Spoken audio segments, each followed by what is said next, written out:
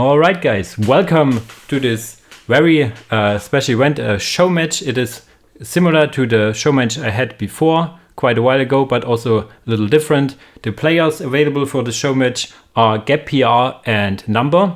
Both are very talented players. Like GabPR is the OG PvP guy. He played Unification before I even know that Unification did exist.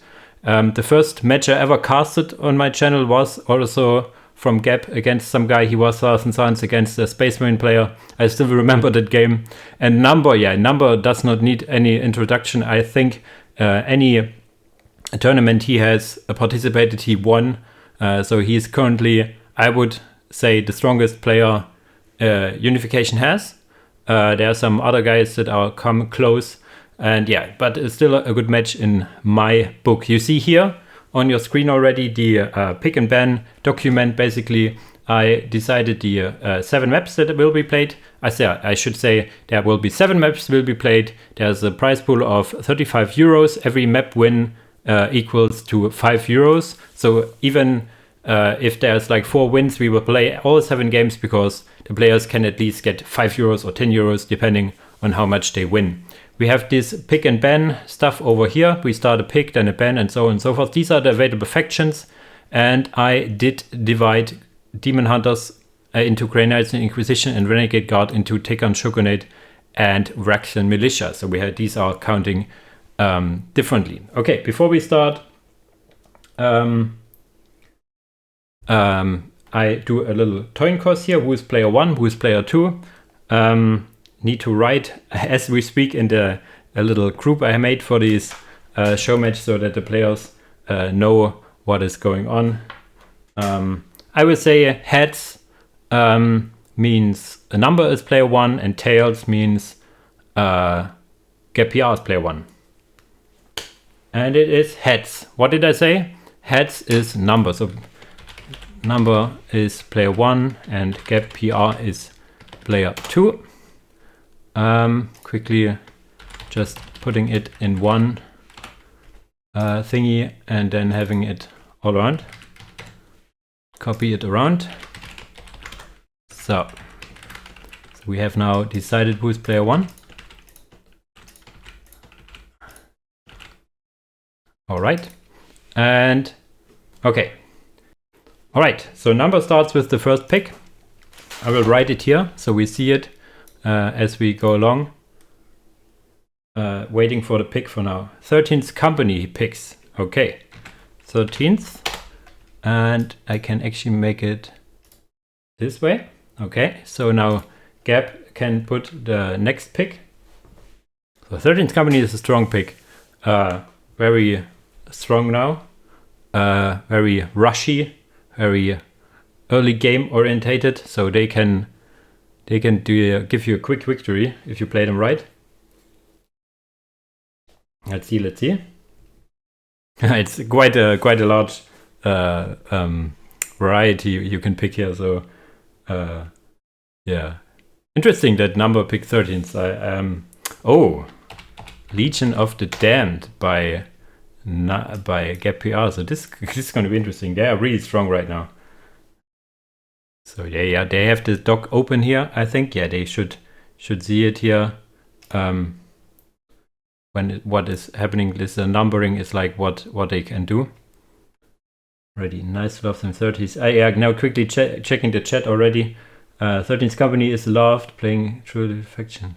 Legion of the Damned. Open my eyes here. That's Galaris, it's not like the matchup they will have, that's just the faction, and then they can pick any faction for the first map. So it's not need to be 13th Legion of the Damned. Amber's Children being banned, that's a clear ban against Number, of course. He's one of the better Amber's Children players, of course. So this interesting. Farsight Enclaves, a good ban as well. These are currently considered one of the strongest, if not the strongest faction from many players. So Number banned this one. So Numbers pick. Oh, Tyranids. This is T in my shortage here. Tyranids still had a lot of adjustments, so they are not as strong as they were in the 7.0 and 6.9, but still considered one of the strongest. Witch Hunters, also a more or less standard GabPR pick. He liked to pick Witch Hunters, play and pick Witch Hunters in the past a lot. I like this one. Number 13th company in Tyranids. It's actually quick stuff, yeah. So let's see. It's a very interesting pick so far.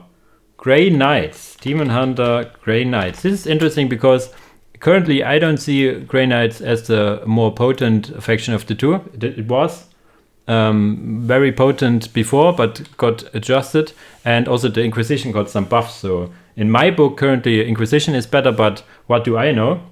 World Eaters, holy shit, let's go. That happens if you have a few bands. This is actually something I did ask the players, or they asked me to not have too many bands so they can play some cool factions, and you see where this is heading.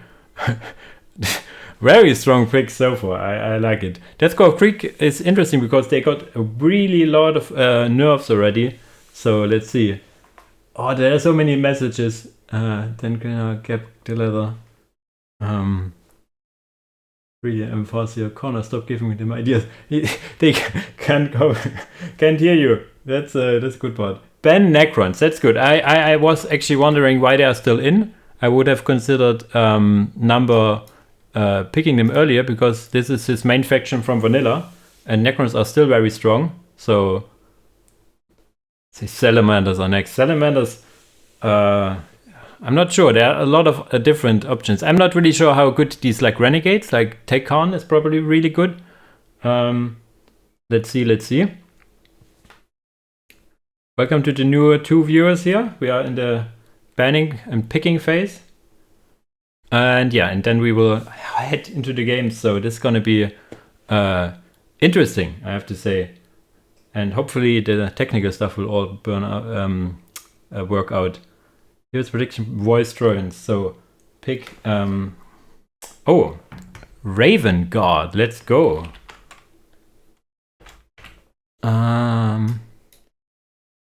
They have a very strong land speeder Storm, I think it's called. So I consider them having the best land speeder. So it has like a grenade launcher next to its normal bolter stuff. So this can be really good. But also like they have T1 infiltration if you research it. They have the sprint ability, which gives you fast map control. All the good stuff. Like scouts with heavy weapons later on. All the good stuff. So I'm really astonished by the Number picks. Number is for me not a 13th company player, not a Tyranids player, and not a World Eater player. Maybe he can just play everything and just picks now the strong ones. AMA, so there's some happy guy in the viewership, I guess. And also picking Orks, this is now. Ork is the first pick I would consider a Number pick. He is really strong with Orks, even in the vanilla, I know that. So yeah, I think the Supreme Shogun Necrotechnica will be happy about the AMA pick, I guess. So very nice so far. I like it. What are the stronger factions in the pool? I consider the stronger one. I would see GabPR picking Chaos Demons at some point if they are not getting banned by Number. Chaos Demons is the signature faction. Also Sisters of Battle and Dark Eldar, of course, for GabPR. Yeah, and there we go. As I said, Sisters of Battle. The pick is one of his signature factions. And in vanilla, he played Dark Eldar as a main. I know that. So these are still on the table. And as I said, Chaos Demons is his signature faction. Last round of bans here. Thousand Sun ban, I can get behind this. Thousand Suns you have seen it in the UGL oftentimes how good they are. They received a few smaller nerfs, but I still think they are pretty strong overall. So their tier 1 timing is a little later. Their sorcerer is not as overpowered. And there we have the ban of the Roystroyan Firstborn. So no Firstborn for you, Connor. They are not picked. They are actually banned. So there you go. And now the last picks here. I'm really digging it. It's like really interesting how these guys approach it. Number does not like to play against the guard factions. You can clearly see it here. Deathgrove Greek band and Roystroyan Firstborn band. And he cannot, as he says, not play them very good himself. So it's for him more easy to ban these guard factions than to play them himself. My money is on GabPR picking Chaos Demons in the last 2 picks he has. Dark Eldar, I'm not so sure. He also can Inquisition actually pretty well, GabPR that is. For Number, I would say yes. He just says it. Night Lords. I have seen him play Night Lords, and he is very frightening foe to play Night Lords. So as I said, GabPR, I would say Chaos Demons and maybe Harlequins. He's good with Harlequins as well. Or some of the Renegade Guard. A Praetorian Guard is obviously in the pool. Praetorian Guard is one of the stronger factions as well. So I think Praetorian Guard and Chaos Demons is my bet for GabPR. Let's see. I mean, there cannot be a game with Showmatch not having Chaos Demons for GabPR. He in the last invitation he actually picked Chaos Demons as his first pick. So he really digs them. So yeah, but there have been a lot of adjustments for them. So there aren't, let's say, one-off stuff, not as much, but a stronger late game. Should start sports betting. Connor, I wouldn't go down that rabbit hole. You lose more money than you win, I would say. And if the sports betting is only for Unification, I don't know how much money you can make. Okay, yeah, you're the Farseer, I guess, yeah. But then you're not the only Farseer, so you can then see the future. Dark Eldar and Black... Oh, wow. Dark Eldar and Black Templar. He has played a lot of Black Templar in the last matches. I have fought 2 games against him in Black Templars, and he won them both very decisively. So he knows something about the Black Eldar currently that I'm currently not knowing. So let's see how this now finishes with the last number pick. What are currently number... Chaos Marines, I guess? Chaos Marines, he likes... Imperial Fists, maybe? Death Guard, he could play, but they are not as good currently, I guess. So I say Chaos Marines. Ynnari. Wow. Okay. All right. Ynnari. There's some happy corner bread in the audience, I guess. Wow. So I need to tell them now that they now decide which first factions they will pick for the first map, which is Fortress Divided. They will tell me it in DM, so there cannot be counter picks. So let's see what they tell me, and then I can put it in here, and then we go on through the first match. So I have now a message from Number. Okay, he picks Orks.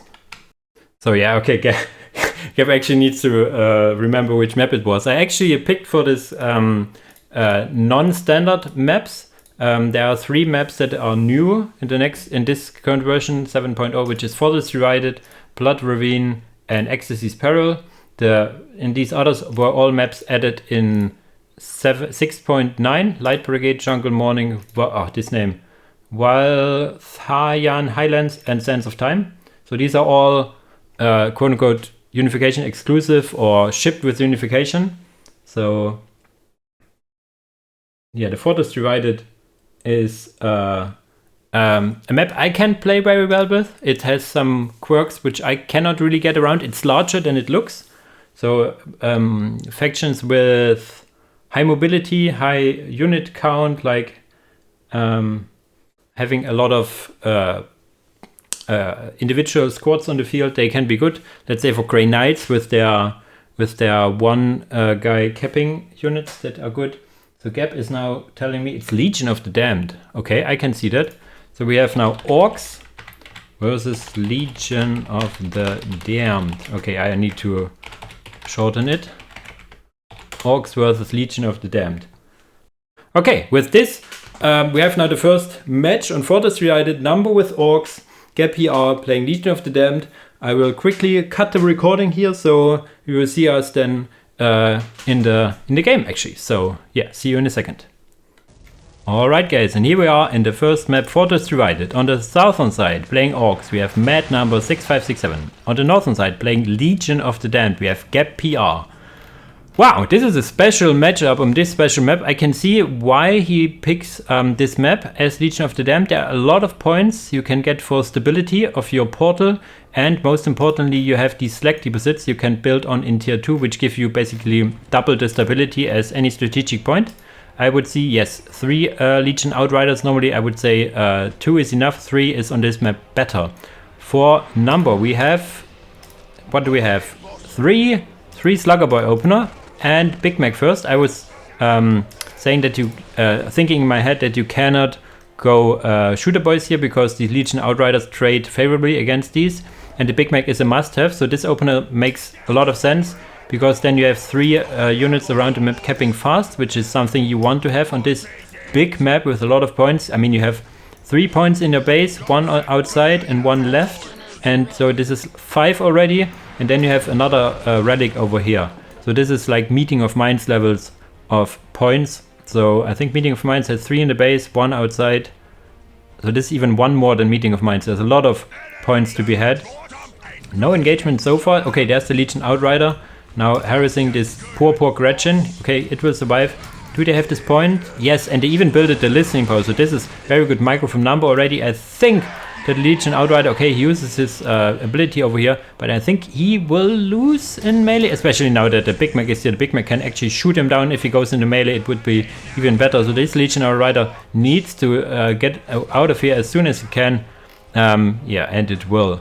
Losing some morale already, but yeah, all around. If you are wondering why the damage is so high from the Legion Outrider, they apply some burn effects with their attacks, and yeah, very nice defensive minefield over here. You can put it like in the base, but as you have the Big Mac, it can be detected. So GabPR sorts for some defensive minefields instead of going offensive. Point wise, we have 3, 4 points for, even 5 points, all his 5 points for Gab already, and Gab for number, Gab is getting his points on this side. Even these Slugger Boys getting this point over here. Some minor engagement over here. This listen post will be upgraded, so this Legion Outrider will be forced back. You see the damage is okay, and now he will lose morale. Yes, I think once the Big Mac is over here, he will lose morale. And there are turrets for Legion of the Damned, but the building time is atrociously long, as is everything for Legion of the Damned, so you cannot put them in here. You need to have them either, yeah, like I was saying, in a more defensive posture like this, or in a more sneaky. You can even put them, like, as your builders are invisible, put them at the enemy base, which is not as good as against Orks, to be honest, because they shoot back. And there you see 2 Legion Outriders killing these Slugger Boys rather easily. They are now a turret in a defensive position. The minefield activating on these guys, but yeah, turned off.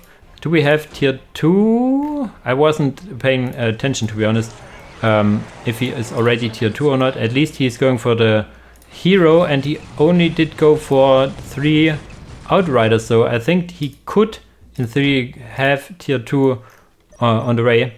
Not sure if he has. There's even now another turret over here, so you clearly need to, I think if you manually target it, quickly look at it, he sees it, of course. If you manually target it, your turrets and a listening post can fire a little longer than they actually is shown in the UI. So here we have now this Legion Outrider dying here. The other one, I think it will die.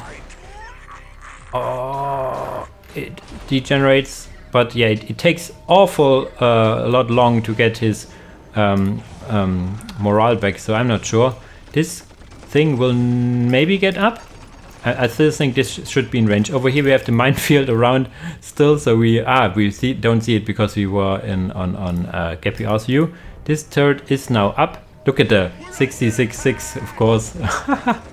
And here we have the Attica Centauros going into the enemy. Okay, he has a late tier 2. I think he was a little late on the Attica production, so this delayed his tier 2 by quite a bit actually. Now using this overcharge on his listening post, which is not sure. I don't think it increases the rate of your tier 2. Sorry that I do not look at the chat as much. I'm focused for now on this game, and there are a lot of things on this big map going on. Quickly looking out to the that's the PvP only map. Here comes the big mech, and what a steel chair. Keep the things coming. Yeah, Odorless is here. Hi, Odie. This is the first match. Legion of the Damned. Who would have thought? Let's see how good it is. For now, Number is making them work hard. There's only one turret up so far, but tier 2 is where it's going to be interesting, as there's like the Hunter, it's called, these artillery piece, but Number will be tier 2 early. He's tier 2 just now. For those who watching the VOD, you have the scoreboard and the resources and tiering as the usual. For you guys watching live, you have to bear with me here. There's now the commander going, and this listening post was killed. This listening post over here is for Legion of the Damned, so there is some economy quote-unquote troubles for Orks. I mean, they still have a lot of economy. They have over 100. Actually, the pile of guns was a little late in the research on his part over here, but depending on what he wants to go, there's getting an air tower. Okay, so he is more in line with some vehicles or air support. We have even the bigger generator, which is a feature of this map, which is very important, and very important for Legion of the Damned as well. Once they hit tier 2, which is basically now, they can build an entrenched turret over here, which counts as 2 LPs, considering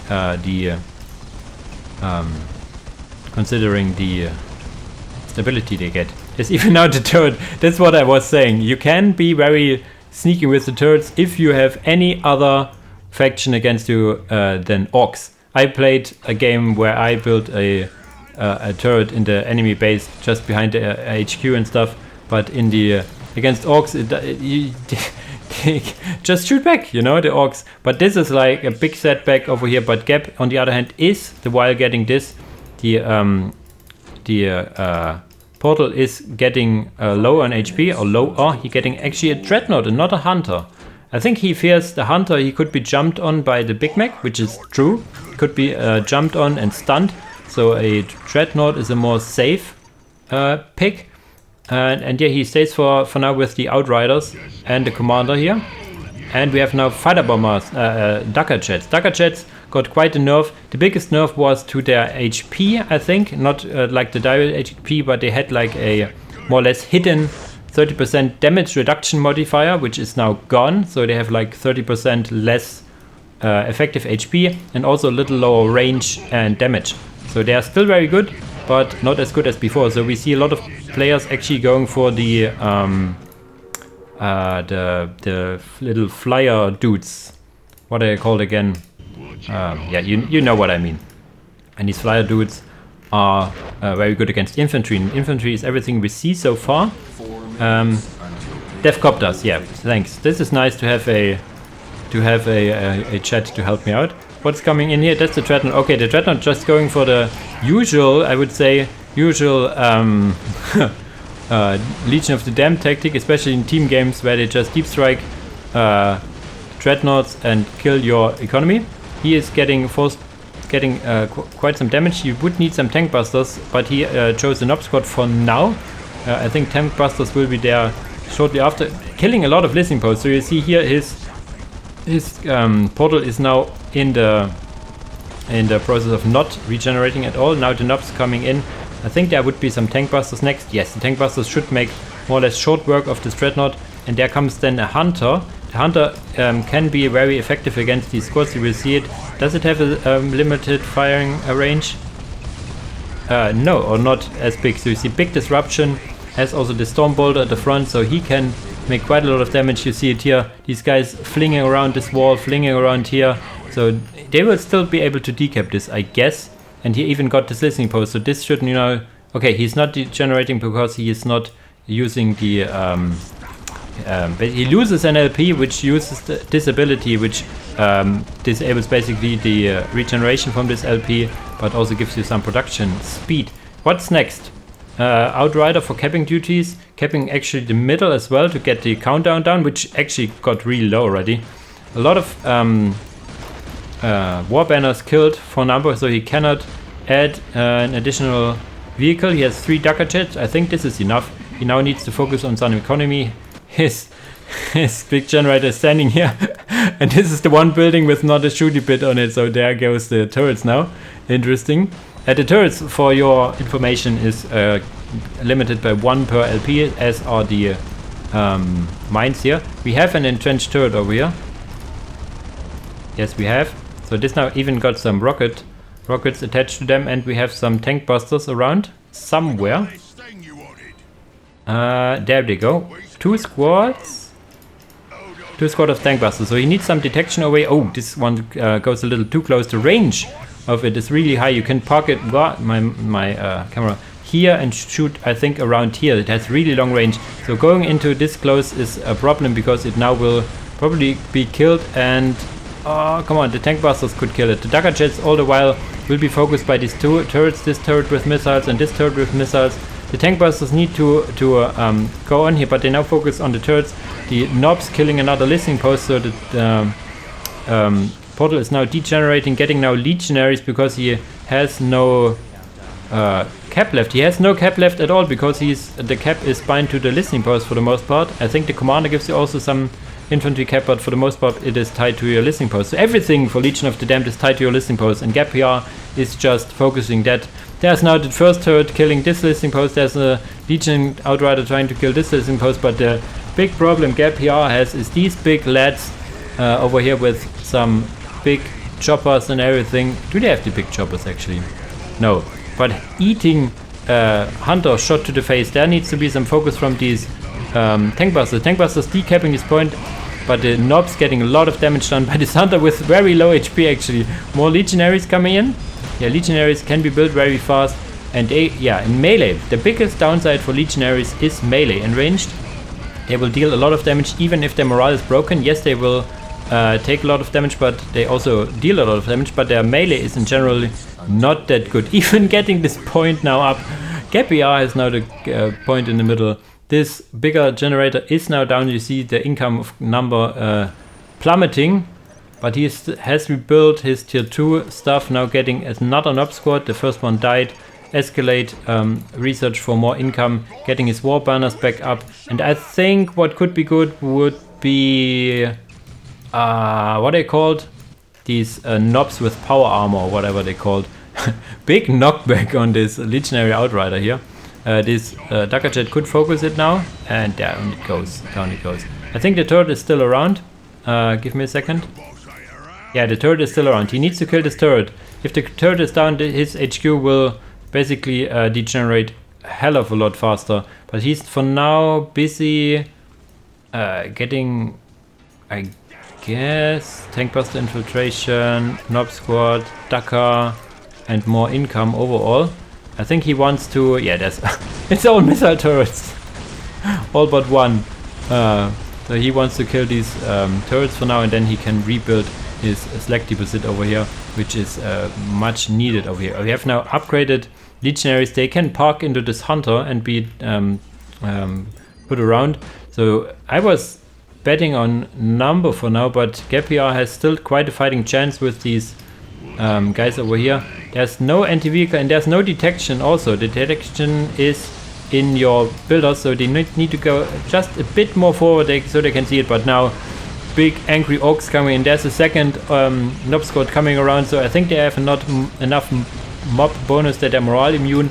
The Big Mac giving them big health regeneration as well, so they are getting minced here in melee. The Legionaries are really slow. The Hunter could have ferried them around, but for now these guys looking bad. Is there any tearing? No, he's getting Hunter back and the Legion Outrider. He's pretty much capped on his unit caps, I think.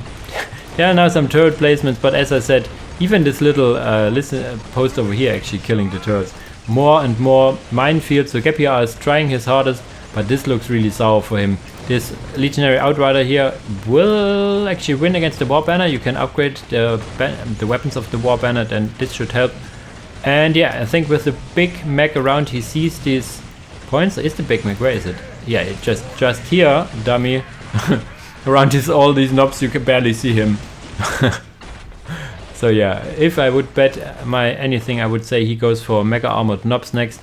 Now getting his Dagger Jet back because he has the power.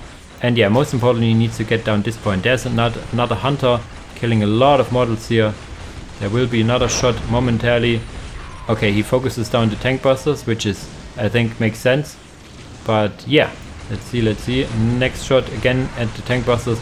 And Knobs just, yeah, shooting them down because they can. With more Dagger research, these range damage of the Orks, even from the Sluggers, is nothing to be laughed at, especially the Knob leader over here. And there's GG's call from GabPR. He sees that he has no point, he cannot take a field, an army big enough to to fight against this. There were one Dagger Jet over here, barely alive, and there was another Dagger Jet on the way, almost there. And yeah, GabPR had this part and this part and was about to getting this part, and then you're just tucked behind your base. And there's only one faction which could come back from this position, that would be Necrons. But for this one, yeah. So this is now a 1-0 for Number. The next map is Light Brigade, and the players will send me their picks for that in DM, so we will see us in the next map shortly. And here we are on the second map, Light Brigade. On the southern side, playing World Eaters, we have Mad Number6567. On the northern side, playing Raven Guard, we have GabPR. GabPR opens with a second... What? With 3 Tech Marines? 2. Okay, 2 Tech Marines and 3 Scouts and a Crow's Nest. Probably the Captain, I think is called. And then on the World Eater side, we have a Generator, a Massacre Chamber, a Tier 2 Rush. Dark Apostle here. I mean, if you open a Generator, it normally is either a Tier 2 Rush or an economy-based opener. All be okay. Demonology, which is normally only used if you go for like Raptors with their little hell blades and stuff. Normally I wouldn't do it as early, but okay. He's going for Dark Apostle. There's one way of opening where you get the servitors and all that jazz. A lot of... Look how fast I am if they sprint. Look at them go. They're sprinting really hard, which is something Raven Guard can do for you. Even now, the Tactica is running as well. Let's go. So we have a lot of guys, but only 2 scouts. Yeah, he cancelled 1 scout. We have 2 scouts, 2 builders, Space Marines, and more Space Marines. So he goes for fast map control. We have Bloodpack Trooper is ranged, another ranged Trooper, 2 Troopers. Yeah, only 2 Troopers. Now finishing up the Massacre Chambers, Dark Apostle on the way, and then the Bloodpack Commander. Bloodpack Commander is, in my book, the best Tier 1 commander because he has this very cheap Tier 1 basically assassinate to get the morale back and some damage bonuses. The damage bonuses were really insane, and 5.9 got reduced quite a lot, and 6.9. I'm always saying 7 because we are on version 7 now. The Techmarine Artificer is not Commander Armor. He is Commander Armor, so he can fight these guys, I think, if he stands here. Okay, he does not do any damage really. Okay, that's interesting. Dark Apostle is now out here, going off with his Dark Disciples. Over here on this side we have also still some Bloodpack Troopers. Bloodpack Troopers actually better than I expected. In range normally they, for me at least, they do not tend to work well, but that's probably a player issue over here. 82 and 31 for now, at 62 because he's, I think, in melee somewhere. Yes, the commander's in melee, so his power goes up. That's something I say always when you play World Eaters. At least get 1 generator, so you get some benefits from the commander getting in melee to get some more power eco over here. The Dark Apostle going in melee, getting a lot of resources. You see he has close to tier 2 resources with this now as well. Slowing these guys, killing these guys. Over here, it's just scouts for now. Where's the captain? Is it all here? Am I blind? At least he didn't go for captain. He goes for 2 tech marines. Even this demon host going into melee, which is something you can do. I think it explodes when it dies, doing some damage around. World Eaters is something very special. Yeah, you see, even doing some friendly fire here because it's Khorne.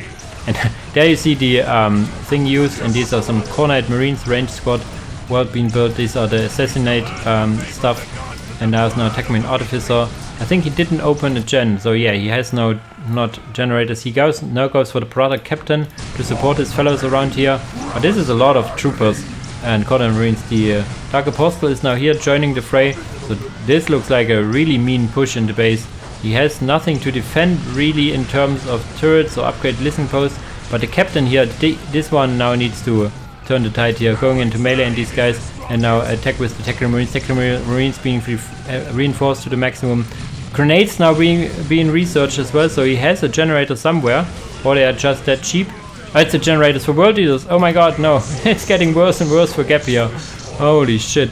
That's a lot of guys over here. The captain now going into melee, something you normally do not want against the World Eaters, but you have to in this position. Killing some units but getting a lot of damage dealt. In the meantime, the commander can regenerate some health using some blood points over here. World Eaters clearly have a lot of things going for them still. There will be a rework somewhere in the next version or something, so you see they are still very potent here. Can't blast with this tribute, yeah. A lot of blood points going out. Another Khornite Marines. He could have started tier 2 already. He has a lot of power, so he could have started tier 2. Now GabPR just needs to run out of his own base because he cannot fight here any longer. He has 3 tactical marines now. Adding now another one, so he really, he needs to get some units to fight this off. There's now another Khornite Marines. I think in range you can win against them. Not if you walk past them, of course. So he's like, I cannot defend my base, I will attack your base, which is something really good. Depending on now if number sees this, you can use this Blood Pulse. Blood Pulse should be in range of these Tactical Marines, should deal a lot of damage. I want to see this here. Big explosion. Is Number aware of it? It nearly goes down. Come on, use it. And it goes down. Okay, sadly no explosion here. Everyone was waiting for it, was hyping it. But okay, now he's decapping this. And yeah, that's something Khorne does not like. Khornite Marines and stuff do not like to be defensive. They cannot be defend their base very well. They can, and these guys can sprint, so they are doing the Raven Guard thing. Running around. Tier 2 should be started somewhere? Question mark? Yeah, there you go, halfway done. And for the Raven Guard, we do not have a single generator still. The generators for them are better than normal generators. They cost a little more but give you 15 instead of 10. So if you get one generator basically and wait a bit, you can get tier 2 quite comfortably. There's now what added. Another Khornite Marine. A lot of Khornite Marines. I think in tier 2 you go for the eco upgrade. And for, I don't know, then go for all these cool dudes here. I would say you go for the Aspiring Champion, of course, and then maybe an Icon Bearer on each, or on one at least, to get some health regeneration around. Dark Apostle still here more or less unchallenged, getting some economy bonuses. Tier 2 should be finishing shortly. Yeah, we need a generator from Gab somewhere. He's doing a great job of getting the enemy on his toes. The economy is very low for both players because they are being so aggressive over here. And now this looks bad. There's some guys over here, and even the Dark Apostle over here. So this is some Benny Hill moment over here. Tier 2 now done, so let's see what he goes for. Another generator for now, 2 more generators. Getting, okay, the speed bonus, which I like. Speed is always good. There's, like a saying, speed is the heart of the battle, because what does the biggest gun uses you if the enemy just runs away and attacks somewhere where this big gun is not. So mobility is key in any RTS basically. Speed is good, yeah, that's my better quote would be speed is the heart of the battle, okay? If you want to quote me with that. Still no generator for Gap here, I think. Yeah, so this is the main issue now, that we have tier 2 and the first vehicle hitting the field. I think, yeah, tier 2 to spam, and this should be the deal, because there's nothing really that can hit vehicles over here. So the Techmarine Artificers have quite a lengthy build time actually, but they have commander armor, so this is probably why there's some tactics coming in. But yeah, there's the first Testudo. He can get the autocannon as well if he really wants to, and can get, if you have some, you can then get the icon research and the smoke grenade research, all the good stuff.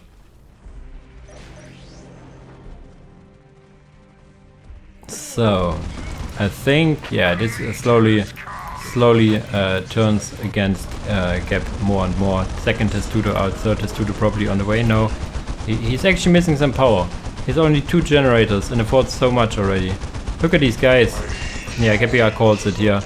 Yeah, this was basically a World Leaders in a nutshell here. Getting all the good stuff in tier 1. I actually like the build of Number here quite a lot.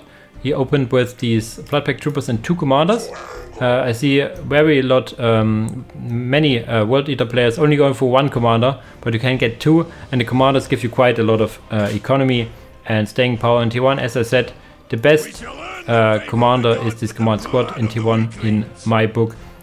Close second by the Dark Apostle, or if you go for the Technomancy, the Warpsmith with his Servitors can be very strong. Then adding a lot of Core Knight Marines to overcome the Space Marine spam of GabPR. So I think this is more or less a matchup win in my book, because World Leaders are still that strong. Raven Guard is strong, but not that strong. So we have now 2-0 for numbers. And yeah, the third map will be Jungle Morning. Jungle Morning is one of my favorite maps. It's a rather small map, basically the opposite of Fortress Divided, which we had in the previous game. So yeah, let's see what the picks are and see you over there.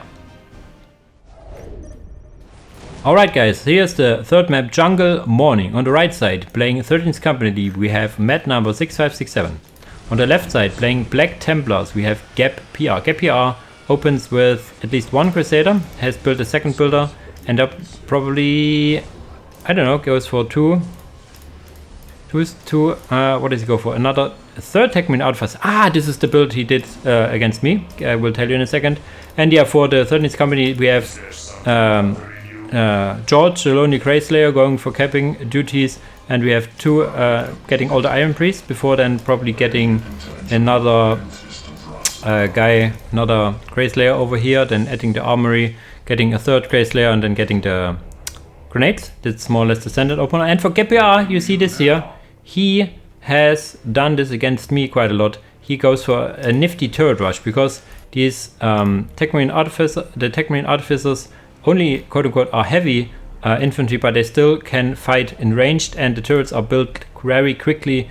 And yeah, this is the way he played against me and won against me. So he is basically putting all balls in one basket. Second Greyslayer squad is out. Third Iron Priest is out. Hall of Knowledge is out. He could...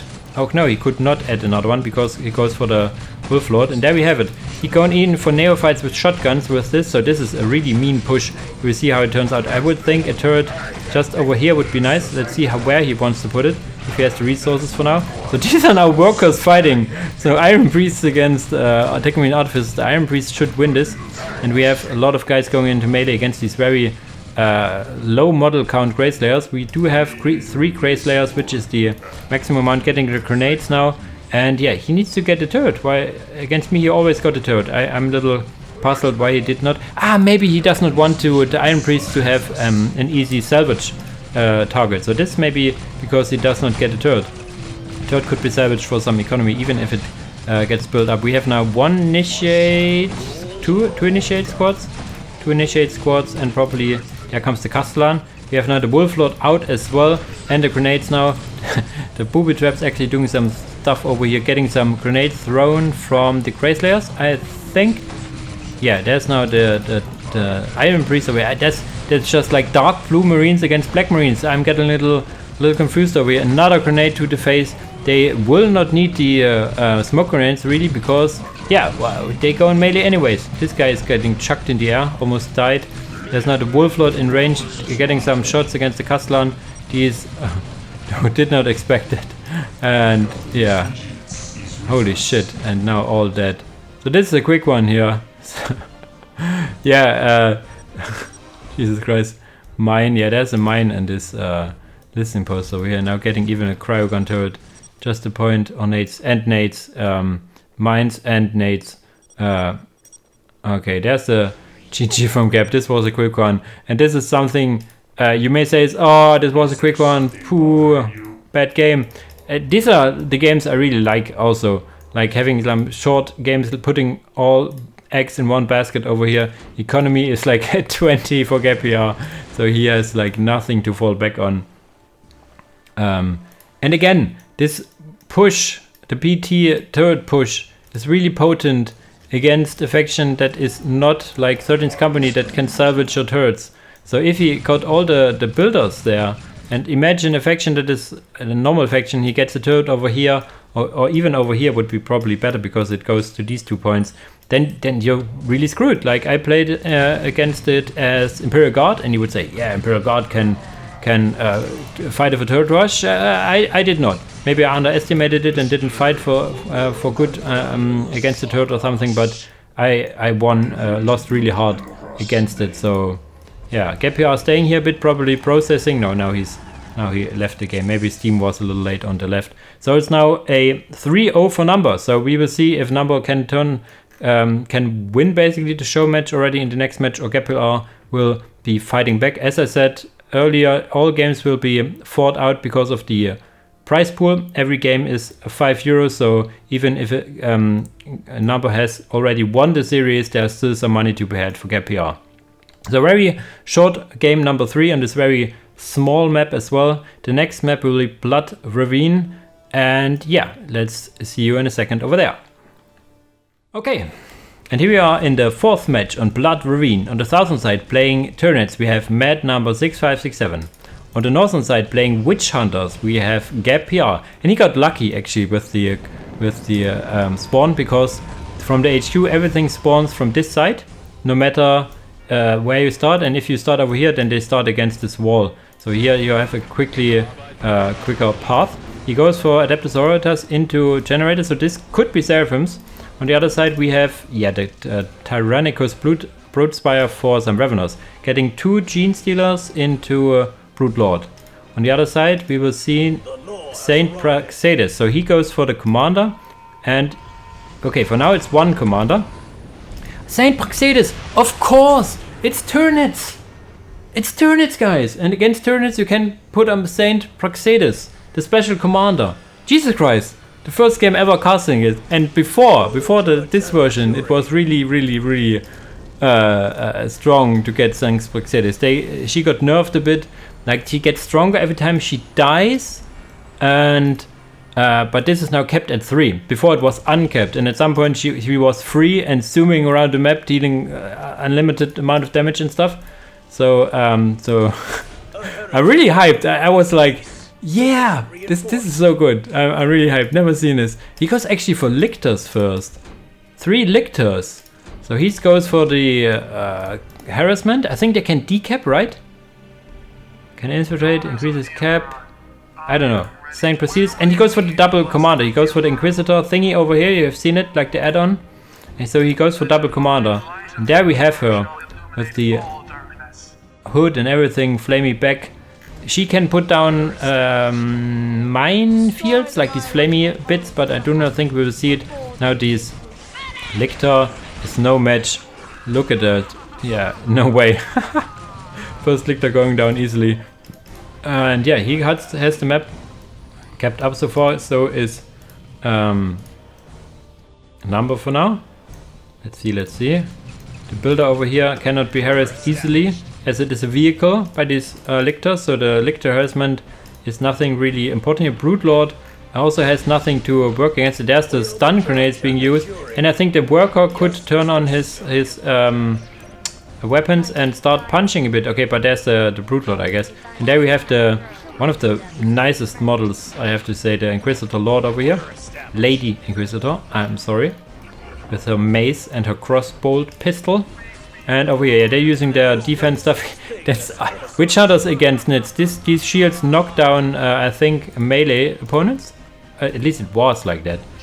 Doing something weird over here. There's sometimes a bug where you cannot disable the shield. Hopefully it's nothing happening from GabPR over here. This having the shields enabled over here as well. Yes, this is currently the opener working very well for GabPR here. Rebuilding his Lictors for now. And getting quite a lot of economy as well still. Could go another generator now and would be more or less able for tier 2. Not sure on this shield usage. Hopefully it's not a bug, I'm telling you. Disable the shield and you can cap. Yeah, okay, he can disable at will. Sometimes there was a bug. Economy looking not as much because he was busy defending. 56 and 10 against 35 only. Okay, because he has not built a lot of reclamation pools yet and not has all the points up yet as well. So Tyranids starting with low economy is more or less normal. Yeah, so now we have the command squad with one Hospitaller and one baby shotgun, Gatling baby. The rate of fire was reduced for the baby in the beginning. In the previous version, this baby had like was a little Gatling gun. It's out of range, however, of this post. He needs to get a little more close. These guys do not do a lot of damage. Second generator is now up. Is he getting some upgraded points? Yes, next to the generators, which is nice. Lictors here, left, right, and center being a nuisance. But yeah, we have now Saint Prasidis killing them before they can decap, and this guy will follow suit. We even have now Battle Sisters. Not sure if these are needed here. He's going for a real hard tier 1 as he likes. GabPR is known for his strong and very aggressive tier 1 openers. He's rarely a guy that goes for like a light tier 1. He normally prefers a hard tier 1. Tier 2, however, is on the way for the Hivespire, so this is maybe something a little too much in tier 1. I mean, the resources line up rather nicely and you can double build, so you can get it back a little earlier. He's for something used his power, so this is bad. Upgrading listening post too much here. He needs to cancel one of those and get a generator to get tier 2. There's now some spore mines now costing some influence as well to build, so these will delay your tech by quite a bit, killing some much needed infrastructure from the Tyranids, but Tyranids should be tier 2 any moment. So this is something I fear now from Gab, that he has overspent in resources, so he needs to get tier 2 as soon as he can afterwards. And now this point will go down as well. So this is hurting Tyranids quite a lot. The influence income will be really low. We can see it over here. It's also kept from the amount of points you have, the influence income. So he has only 1, 2, 3 points now. So he cannot go up more than, I don't know, 30 something. He needs to get 30 something to get either the one of the tier 2 buildings, either the Xeno Brood Hive, Brood Womp, or the Warren, whatever it's called, like the where you can get the man, I'm missing words, like the big chunky lads. Sisters over here. He's still not activated the tier 2, so this is something GabPR sometimes messes up with, is his macro. He needs to build one generator and then tier 2. He's starting to float and this can backfire. We have now warriors very strong in melee, now getting shot left, right, but still stunned also. But these warriors alone can fire back here really hard. He needs to get tier 2. Look at his float. This is not good.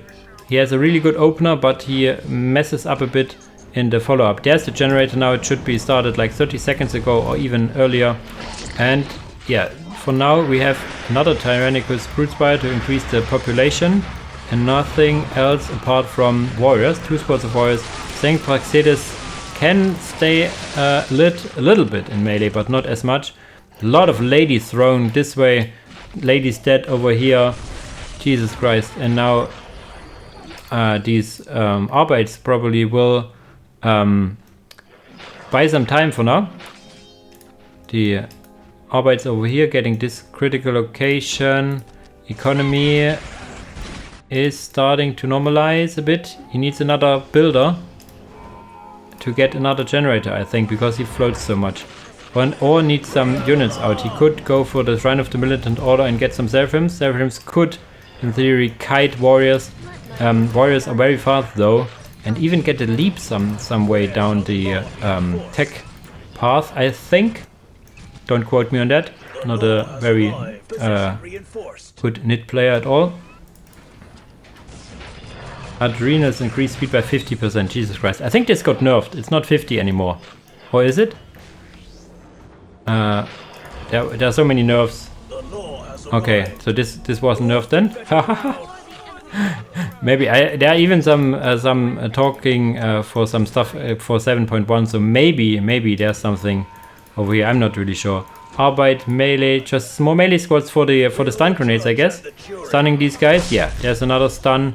And there's an upgrade listening post which will deal some damage. And yeah, more and more stun grenades. And I think you can stun multiple squads if they line up. 1, 2, still 2 squads of warriors. Is he getting the acclimatization research? He should. Now he goes for the adrenal glands, increasing their speed, as Crick told me quite a lot. Now we have tier 2 and he has a lot of resources. What does he go for? Goes for Explorators vehicle facility. Whoa, what did happen here? We must control the situation. Ah, this was an ability from the Inquisitor Lord. Once you're tier 2, you get an ability from the Warrior Cherub, which is more or less like a Librarian thingy-majigs, this AoE ability. And so this is something he used probably, but a lot of Arbeit's going down. There's now a third squad of warriors. It's like warrior spam for now for number, but what warriors cannot do is shoot in the air. Unless, of course, they get their venom cannons or death spitters or whatever. Not a rending claws. Shrine of the Militant Order is now up. Will he go for the next shrine as well? Not sure. Getting now, yes, the Nephilim jet fighter needs a generator. Is he getting? Yeah, he's getting the thermoplasma generator. Very nice, very nice. Yeah, but there's also a magma event. Oh, the economy for Gab should be out of the control. Yeah, 114. Getting now another brute load because it died. No big Tyranids yet. On the other side, the economy will also explode once this is built, but it is a little late. There are now warriors going into the enemy base, getting now some Seraphims. Yes, Seraphims, as we said, can kite against them, but not with adrenal glands. Oh, these poor ladies. But there's the first Nephilim jet fighter, and the jet fighter is unanswered for now, and it does deal a lot of damage. So let's keep the hopes high. Saint Pracides shooting like crazy with her. What is this? A bolter, right? Wow. Oh, there's some range weapons she can get. There's the Hellfire bolts. Oh, holy shit. Hellfire rounds doing damage over time, I guess. More Seraphims. Seraphims, maybe if they get their Twin-Linked Glass pistol over here, Inferno pistol, they can do something. But for now, they need to run away first. Yeah, this looks like the same, but this is first jet fighter. Second jet fighter is the pop cap. The pop cap! Like the guys. It happens to everyone. There's now more stun grenades coming in. Yes, and there's the listening post, Saint Pracides, and Inquisitor Lord, Lady Inquisitor. Jesus, getting another AoE ability over here, getting more and more Seraphims. Not sure about the Seraphims though. Using a lot of requisition to build them. He should stop getting this squad for now and focus on the squads he has. But has a lot of power income, of course, with this. And what is GabPR going? Is he getting tier 3? No, he's there's the Xeno type brute bomb getting for some sun probes, thropes, thingy majigs. Can make your guys invincible for a bit, and also doing some good anti-aircraft damage for the most part, which is important here, as aircraft is the thing that is unanswered for now. They do not kill models as quickly, so if you just reinforce them enough, they can fight back. Okay, so now let's see if they can kite. The speed looks fine. It doesn't look like 50% speed increase to me, but maybe I'm wrong. It looks okay, like the speed. I think they have some charge speed modifiers, but still. Here we have the two, the Goon Squad, I call it, like the two commanders over here, killing one sun probe. And yeah, this looking good again for a number. There's a big attack over here, but yeah, these Nephilim jet fighters being unanswered now. The Seraphims going in here as well. What do they go for? Flamer pistols actually, so they want to break the morale. But they're synapse creatures, they do not have any morale. The sun probes and the warriors are. But yeah, this one is unanswered. This one still stands. So this is something Gab would probably want to answer at some point. But yeah, his economy is looking mighty fine actually. Now we have the Carnifex Chamber and the Lady Inquisitor going in melee against these probes over here. But there's a lot of toxic miasma and stuff slowing them like crazy. Wow. Yeah, Sun probes are your best anti-aircraft if you do not have access to venom cannons for now. Are they using the ability? Not for now, it seems. Economy is still very solid for Gab. Look at his power income. He can get the requisition research done and get more of these jet fighters, I guess. If he wants to.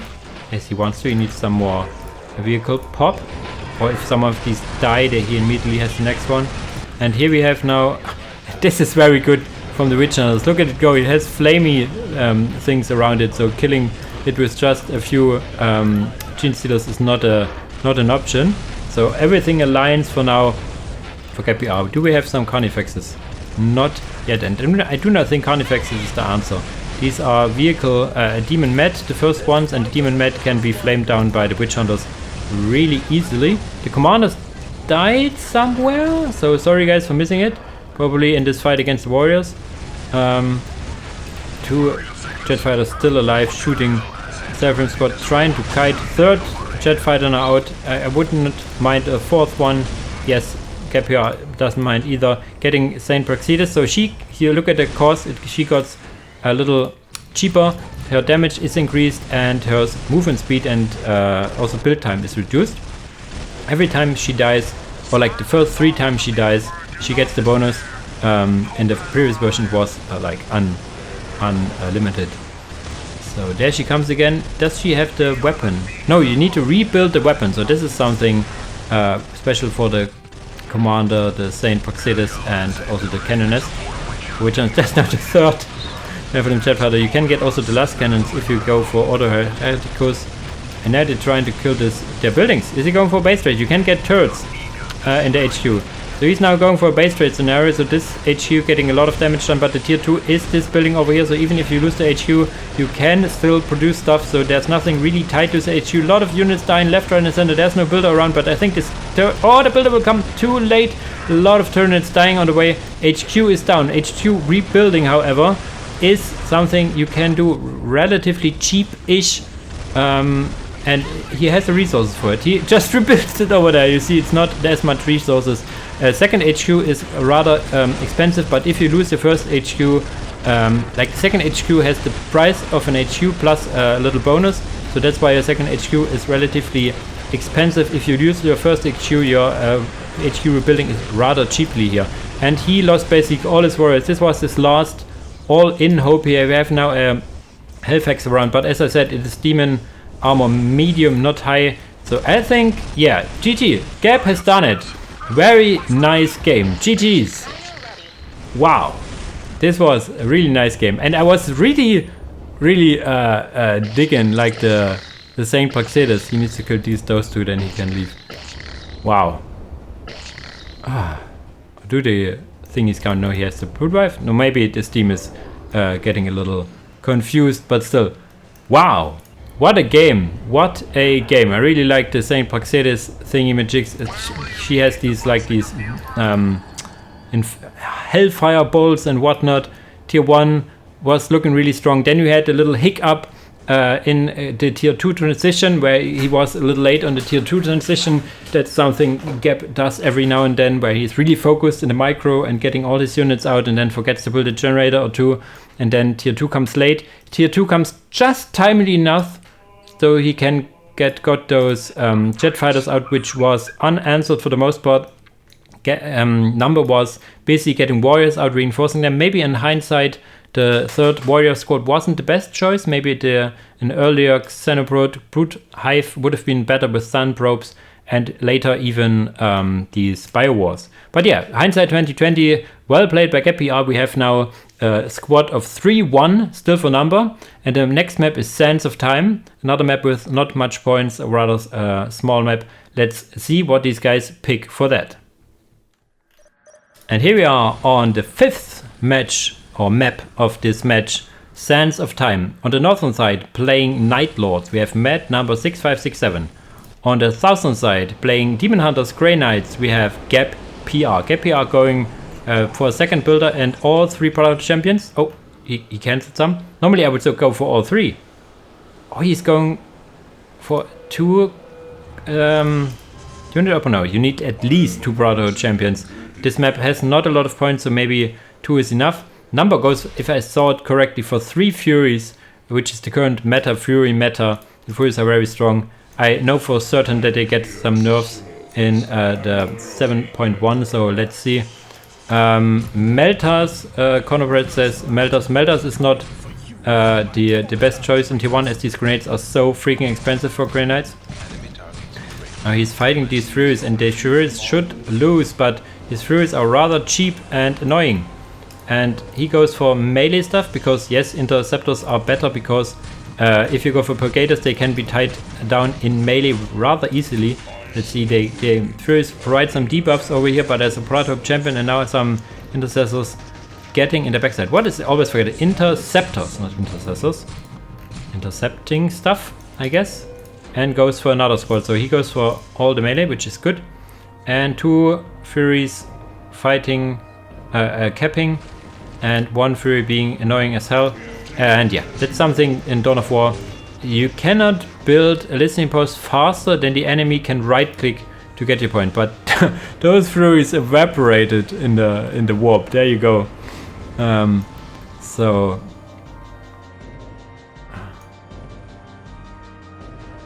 Jesus Christ. So getting now Granite Brigaders. Okay, he is.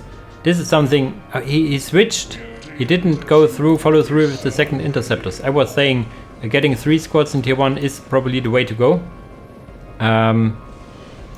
Although, yeah, 3, 6, 9. Yeah, you go 3 squads. You can go in tier 1, which is something I would always want to see from Greynotes.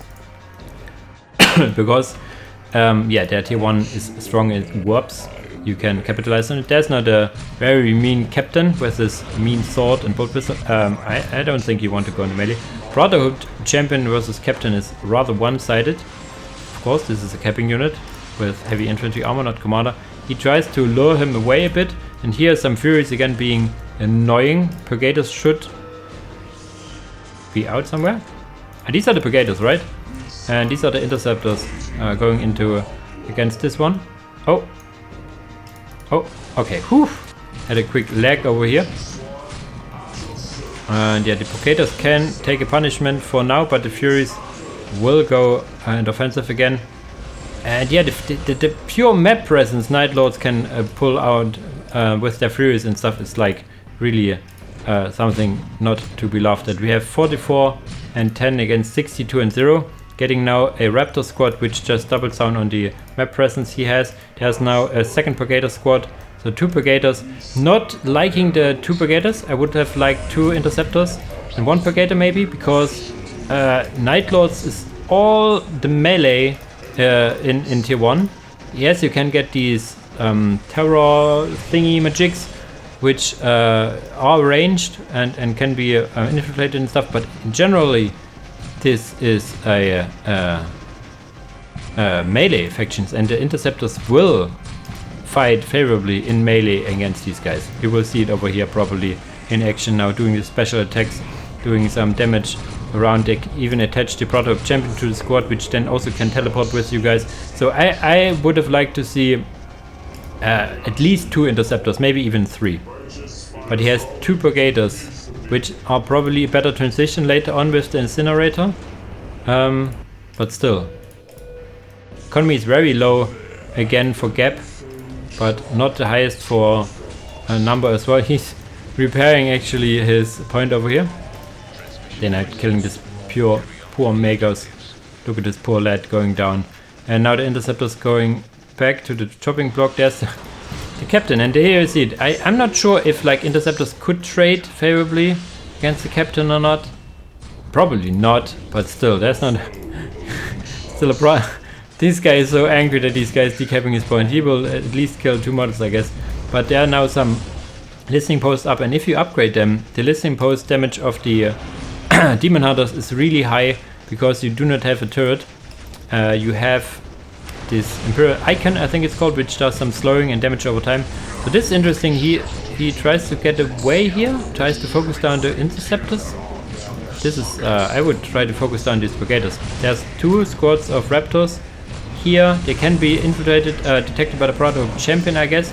And I think the Brigaders, they can kind of hold on their own in melee, but in generally, yeah, as I said, some more interceptors I would have liked. But we will see how this pans out. Second interceptor model will turn out. They tried to teleport away.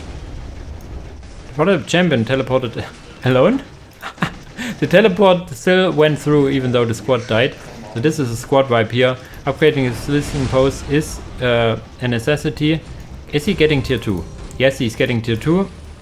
Tier 2 is not yet on the way for number. So this is a glimmer of hope. But I said the tier 2 transition for Grey Knights is a little rough.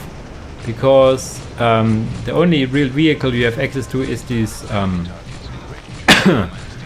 Razorback, which is okay-ish, and then you have the Flyer, and then it's all infantry based, and yeah, you can just put a lot of resources in your infantry in tier 2. I think this is the way to go, or as I said, these Razorbacks. But I haven't played Grey Knights a lot myself, so I would think as long as number is not tier 2, that these Razorbacks would be superior, because there are no melter bombs yet.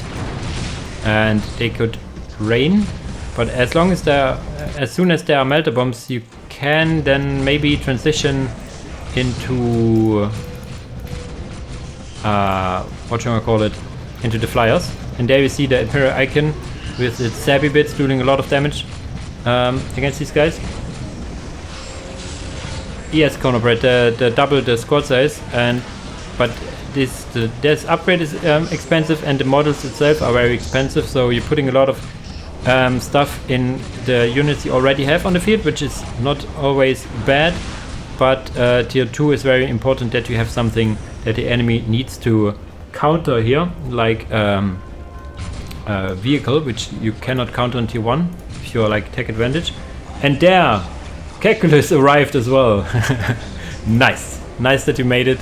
We are in the game number 5 already. We have some quick games before. It is currently 3-1 for number. This listening post eating a lot of damage. Is there the Teleportarium Orbitalis somewhere on the way? Not yet. This is the building where you get the Razorbacks. For now, he's getting more and more generators to upgrade his economy, maybe. Is he getting some upgrades? I didn't watch as closely. The squad increase is not there yet. Yeah, so the point is here, but this point is also, so we should have an economy advantage. Holy shit, look at the economy advantage. GabPR going for the economy, whereas Gab going for the tech, so he really needs to fight back and get some economy going. Upgrading his listening post is a necessity, and he has upgraded all his points to kind of mitigate this, but once GabPR is tier 2, which he is now getting a lot of generators, getting now Purge the Weak as well, and I think if he goes for, I don't know, you could go for just more. Oh, the Sorcerer is really mean as well. He has the Smite ability. And there's still only 3 squads for Gab yet. Teleportarium Orbitalis. It's not he goes for the Librarian. Ah, he goes for the Grey Knight Terminator, which is really strong as well. Has a lot of health regen, and a lot of nice books to choose from. So I guess this is the way to go. He needs to build listening post really fast. Ah! Jesus Christ, he was a little too slow, and number just doing what he does best. A lot of generators for now, and yeah, getting this point lost again is really harsh. Do we get more and more upgrades? The power source upgrades, melter bombs now. So this 2 squads of Raptors for now. Yes, 2 squads for now. Sorcerer, as I said, is really mean.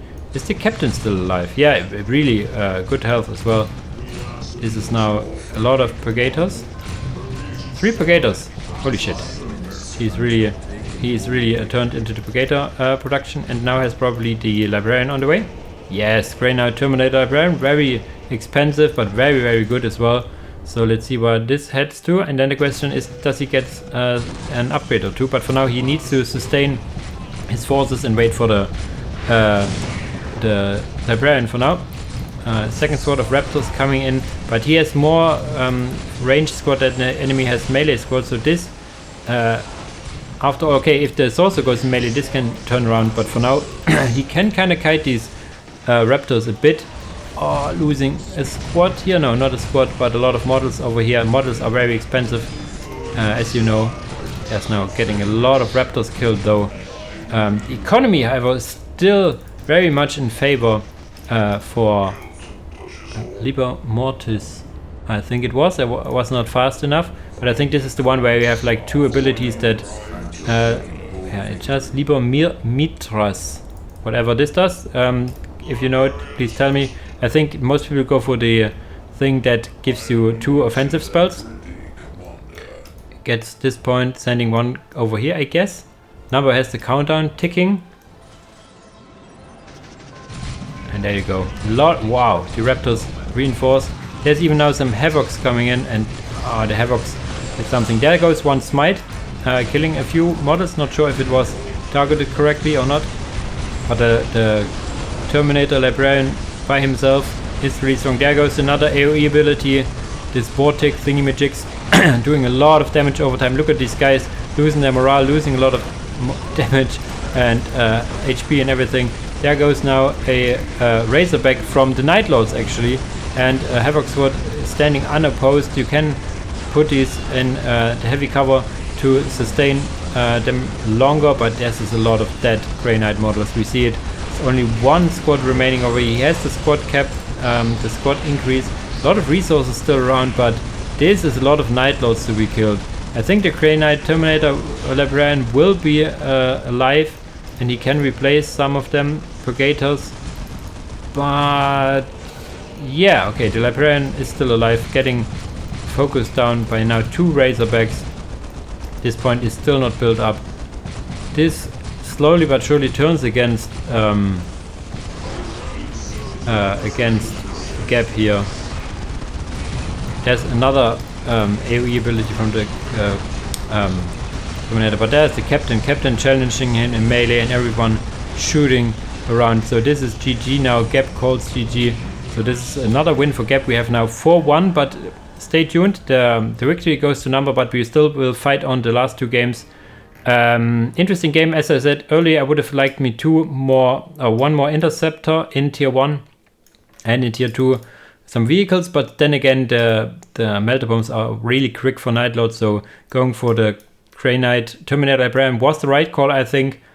Yeah, but Number kinda played better, or played his faction was a little better in terms of map control. So yeah, we see you in the next map, which will be Valthayan Highlands. The factions remaining is Admech and Ynnari for Number, and we have still Sisters of Battle and Dark Eldar for GabPR. Let's see what they pick for this, for the second to last map. Alright, and here we are in the second to last match on Valthayan Highlands. On the southern side, playing Ynnari, we have Med number 6567. On the northern side, playing Sisters of Battle, we have GabPR. GabPR opens with a second builder into Adeptus Convent, and just quickly look over the thingy. With life that has run. From decisive moments the war is won. From the brink to fight they come. Thus ends the Yeah, I don't know completely what she said. This looks like a commander with plasma pistol opener, Inferno pistol, which is something Gab really enjoys, especially with the No White Sisters. On the other side, Ynnari going for Storm Guardian into Ynnari into 2 warriors. Okay, he goes for warriors and probably wants to add the Soul Armory for some Shredder Rifles. Okay. And something I want to point out here. Look at how nicely these points are aligned. These are no random anymore. This is all thanks to Fuggles, and I'm really bad with names. I'm really sorry. Objective complete. I'm really bad with names, especially under pressure. The guy who also made the maps. I'm sorry. Okay, and they all implemented it. I made the suggestion where to put them, so they are now on more or less neutral territory. So you can get them if you have some map control. Barbados, yes, Barbados has implemented and focused a lot of these. I suggested most of them to be in a good position so both players have access to, and if you have map control you can now actually get all 5 of them in a match. So we will see an Inferno Pistol research momentarily here for the Canoness with Inferno Pistol. And an opener I'm really puzzled why it is good, but it seems to be very good. We have now the Ravine here and 2 warriors. There's the Storm Guardian, there's 1 warrior over here, 2nd warrior over here. And yeah, I think the ability of Ravine, the very strong T1 ability, now costs a soul, so you cannot use it right away. So there's your balance. Let's see. There's now does he have the soul armory on the way? He is not for now. He has just unupgraded warriors, which are very expensive. And I think that do not fare favorably against these 7. Just stay. Okay, they have swords, so maybe getting in melee is the way to go. Not sure. I think you can even outgun them because you're cheaper. Yes, you're only 35 and these are 50. There's no. You could fight in melee, can't you? You have 1.5k and 1.6. I think you can just go in melee. Why do you not go in melee against Ravine? That's something I'm a little puzzled. I think you could challenge on melee. And now with the 2nd squad of warriors, these ladies need to run away. Still no shredder rifles yet. He really wants to shoot some flamey bits. Getting now some seraphims because he can. The 3rd squad of warriors is out. A lot of warriors being added here. And then the question bears, what does he go afterwards? Because for soul armory or just in tier 2? There's now some dead novitiates. And we have the seraphims. Sorry, the seraphims. Yeah, this is the big problem with the Canoness into Inferno Pistol opener. In my book, you just have the Canoness, and that's your whole army. That's something I never understood, even in vanilla, why this build is a thing. You know, yes, Inferno Pistol is good, but I mean, how can you fend off a whole army with just one unit? I mean, yeah, we now here see some warriors doing a lot of damage.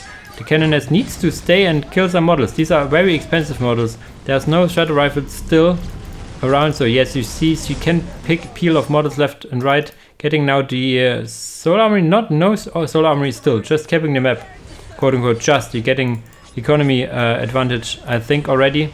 78 and 10 and 86 and 20. So he has the economy advantage. What does he go for? Battle Sisters now. Seraphims into Battle Sisters into Phosphor Grenades. So he's trying something a little. The problem with trying these is that you are a little late on the decision making. So these guys just standing here for now until you have these Phosphor Grenades out. Okay, the research time is actually quite good. Let's see.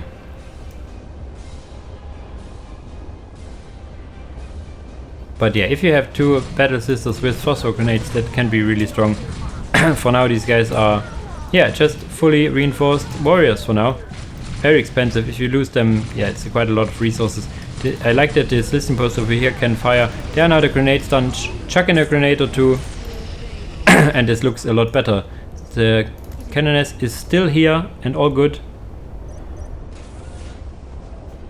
And yeah, I think you can challenge this. I mean, yes, the Ravine now has some souls for her ability, but let's see, is tier 2? Tier 2 is halfway done. Jesus. No tier 2. There's some phosphor grenades on these warriors, and there should be another phosphor grenade on this juicy plop. Oh, this is a lot of damage over time. Can you just stay here and fight for now? These guys getting a lot of damage done, but they like to die, I guess. Have some dead models around. They get some HP regeneration and damage. There's now the ability from Ravine being used, and this is a lot of dead warriors, and warriors are very expensive. These ladies are only 35 requisition, whereas warriors are 50. So this is the standard, I should call it the Dark Eldar problem, that your stuff is really expensive and dealing a lot of damage, but it's really class cannon. These Seraphims should probably force melee combat against this squad, but are now dead. There's a 3rd Battle Sister squad coming in, so he can fend off this attack for now. But tier 2 is on the way, getting more generators. And now the soul armory as well. The soul, he is tier 2 already, but soul armory takes quite a long time. What is he getting? Nothing from the building yet.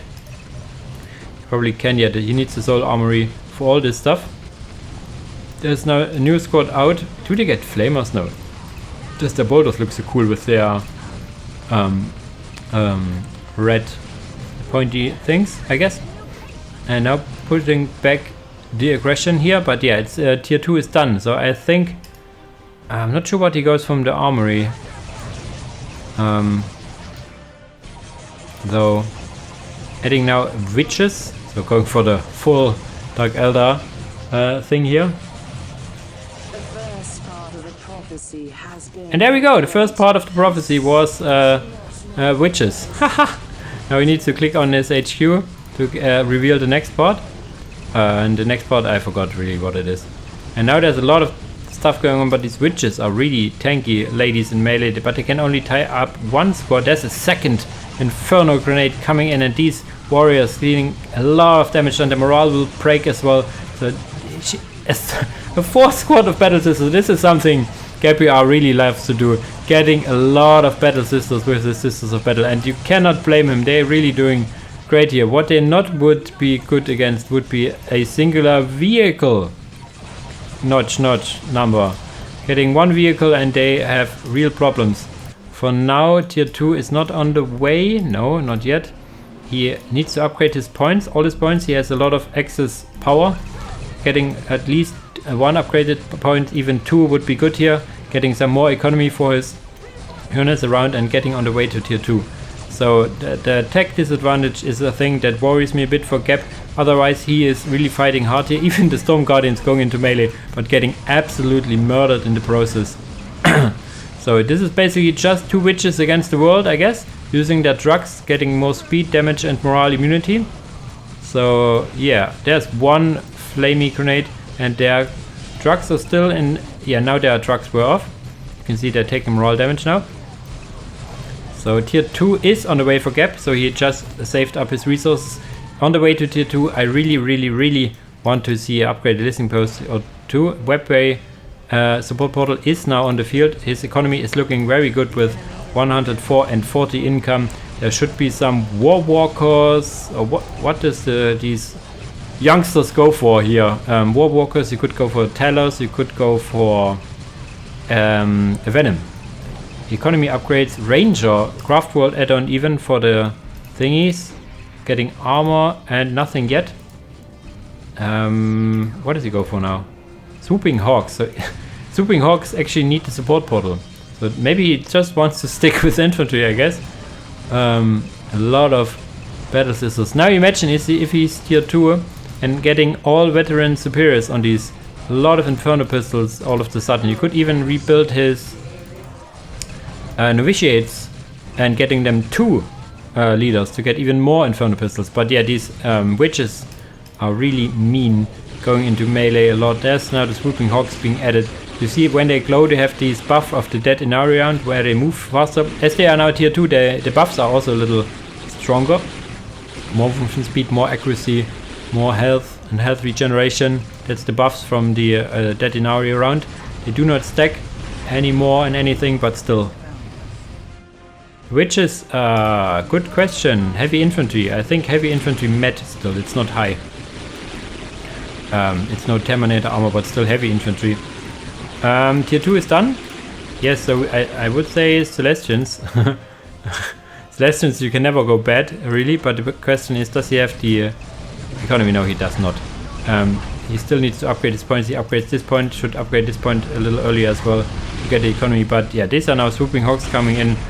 And yeah, eating a grenade to the face, but the armor research is done, so they are not made out of paper as much as they were before. 2 listening posts firing in these witches, but witches seem to enjoy all the fire and putting up a better show than they have ever did. A really fire show, I guess. I think they are dying some witches here and there, but still, as long as there's one dead Ynnari around, they will all get the buff.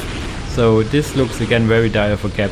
He put a really good effort in tier 1 and then again had the little economy issue, I would say. He sometimes tend to have where he does not manage his economy as well as he could / should. I think either not building the second generator or upgrading his listening post earlier. Still a very potent opener with these warriors. I wondered why he did run away from Ravine so much. She had less health, and I think the Canoness could have challenged her, especially as he opened with a generator. He could have gotten the power sword upgrade, which would have given the Canoness their little holy brazier, or what it's called, doing a lot of damage in melee. I think he could have challenged her in melee, and then could have used his Inferno pistol better to fight off these warriors, and then he would have gotten a way better tier 1 and a better tier 2 transition, I think. But yeah, hindsight 2020, well played. Last match will be on Ecstasy's Peril, one of a very nice map as well from Barbados. So let's see how it pans out. The remaining factions are Dark Eldar and AdMech. So see you in the last match. And here we are in the final game of the series on Ecstasy's Peril. On the southwestern side we have Met number 6567 as Adeptus, Mechanicus, Explorators. On the northern eastern part we have GabPR playing Dark Eldar. He goes for a Mandrake spam, something he likes to go. He goes for the Hall of Blood because you get your infiltration research here. And also a very peculiar paced slave chamber over here. Maybe to get some vision, I guess. Why would you put it over here then?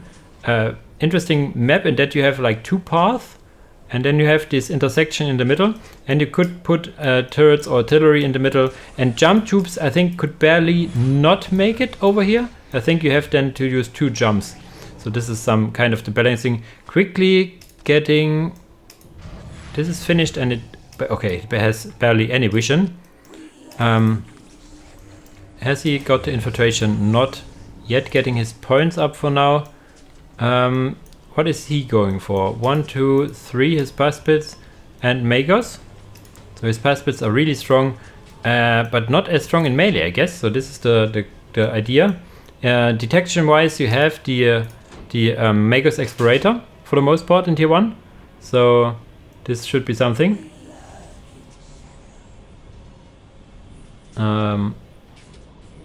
Custom King says that he would have liked a Hellion into Jetbike opener more, and I was thinking about it myself, especially on this map with the jumpy nonsense. This could be a thing. The infiltration is now done, and then you can, when you feel it and have the resources, you can reinforce them and do quite a lot of damage.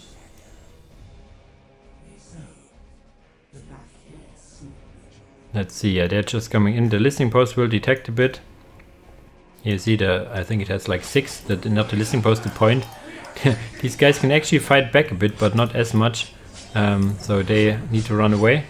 There's some engagements over here, and these guys are attacking those and killing a model already. And there's, yeah, the detection issue over here. You need the, there she goes. And now you can fight back, but there's like, oh, even getting the turret. Okay, the turret can detect, of course, as well. Turret dealing a lot of damage, doesn't have the highest health, but these Mandrakes cannot fight it. Is the turret in range of the listening post? That's the biggest question. It is not. So this is a little sad for Number, but I think if you manually target it, it can be in range. But for now, GabPR can play like the game, the avoiding game for now. Going even into enemy base, decapping this point now, is infiltrated back again. Even trying to get this point, no, he just decaps it for now. Having some mantrates in his base, which he forgot a bit, and now adding the Archon. That's I'm not, is this a good choice? I'm not sure, I'm not a Dark Eldar expert here. Archon in general is a very strong lad overall, can get his Incubi, which is quite a good unit on its own. Have the stun ability, which also zips back some health here. So yeah, I can see that. For now, he trying to kill this listening post. Is this repaired? No, it just looks like it. Oh, look at this guy. He's dead. There's either some really nice Easter eggs like this one, and a lot of take-on stuff around. Archon is now out. These Mandrakes still wreaking havoc. But economy, only 50 economy for Gab. and 44 academy for Number. So this is a very low econ game. This map in general is very low econ. You have 2 points in your base and then 1 point over it on the side. So it's like 3 points and relic. Very low econ game. Overall, can get this point, which he does. Very nice getting this point as well. Has no generator, so he cannot upgrade these points. This turret is a very important part of his defense, I guess. There's a lot of Mandrake here, a lot of dead units. He needs to focus down these builders, something a lot of players, me included, struggle always to see when there are builders around. Look, the repair rate is really high. Yes, it costs resources to repair, but it would be better if he killed these maintenance servitors. They aren't free either, so yeah, he needs to, yeah, there he goes, divide his attention. Has more squads than the opponent, and there's no power. And now it's some power income. And if you have like 250, then you can kind of save up for tier 2. But this is such a low econ game. We have 1, 2, 3 squads of his pass bits. 4. Okay, he goes for his pass bit spam. Something you can do now as your builders do not cost any pop cap anymore. Oh. Oh. Okay. The damage is actually alright from these Mandrakes. So this puts a timer on Number. He needs to come back. He could go for grenade launchers and then target ground. This would be awesome. Is this Archmagus still around? Magus Explorator. She is. So maybe another turret? A turret like here-ish? Which should also defend the points over here. So maybe this would be a thing. Now the Incubi is coming in. As I said, the Archmagus, I would really love a turret. For now, this is the stun ability being used, and she's getting absolutely murdered. Holy freaking hell. The detection will linger around for a bit, but this is a hefty strike against him. He needs to rebuild her. So you see the detection is still around, and at some point it will stop. There you go. Getting this point now as well. Wow. The stun, I tell you, the stun ability, and then just everyone focused on her. So the Archon is the only thing visible now, and that's a lot of damage against the HQ. You can rebuild this all time. That's why the thing, he wants to have like 5 Mandrakes. I think the Archon also costs 1, so I have 4 Mandrakes and the Archon. That's why he goes for the Slave Chamber. I was a little puzzled by the Slave Chamber, but it now all makes sense. Oh, now even for a turret, because he can. The Dark Eldar turret isn't able. So this looks really promising for Gab. He could maybe start against the HQ. It's half health now, but he can just send 1 guy each on those. And if they stand around for 1 second, you see here already half down the model, and over here adding some slices left, right, and center. This only can get better if you get like poison blades, but for that you need a homunculus lab, which he cannot get for cheap. It's a very expensive building and locks you in tier 1 for quite a bit. I like this tower now that the Magus Explorator is out. As I said, a turret would be nice, but the economy is really low for him as well, and being reinforced and everything. So as I said, the turret over here would be absolutely amazing. But yeah, he loses his HQ over time. He tries to buy some time with these Mandrakes. They can even drop a model or 2. His economy allows for that. And with the second tower going up, this is basically GG. I do not think Number has any means to rebuild a second HQ. Yes, if you build it up from ground, it's cheaper. Now there's the Warrior of the Omnisire. This with flamey bits could do something, but yeah, he cannot detect these guys. The Magus Explorator is not inside, and look at the damage. He will go down with a big explosion, however. Boom! There you go, but I think it's only disruption, not damage. Detection is now there, but these turrets are just fighting and fighting and fighting. So the Mandrake spam, after all, turned out to be a thing. It was suggested to the Hellion build order, which I think would have worked as well. Maybe not that well, who knows? But I think the bikes can be really easily countered. So yeah, it's a very interesting game. I like it. Yeah, there's the GG now. So Gab puts another point on the board, reclaiming a point in the end. So in the end, we have 7 games. We have 5-2 for Number. but this were not the score is not as clearly as the games were. Some games were really short and clear, some games were really narrow and close. And yeah, this game was interesting, a very interesting matchup, and I do not think I have seen Dark Eldar against AdMech. A lot of these matchups I haven't seen. So overall, thanks for the guys for participating. Thanks for you guys joining in. Thanks for Calculus allowing me to have this event on the server. Really, really much appreciated. And I am glad to announce that Calculus has a little present for you after this one. He will probably share it soon-ish. And yeah, thanks for being around. This a little shout out at the end, a self-proclaimed shout out for my channel. If you want to help me out a bit, there's a membership you can do for my channel, or if you want to put stuff to the prize pool directly and not through YouTube, you can also get into contact for me to add to the prize pool for future PvP events if you so desire. Otherwise, I always love if you watch this stuff, of course. And yeah, with this I will close this out for now. As usual, guys, thanks for watching and see you in the next video. Bye bye.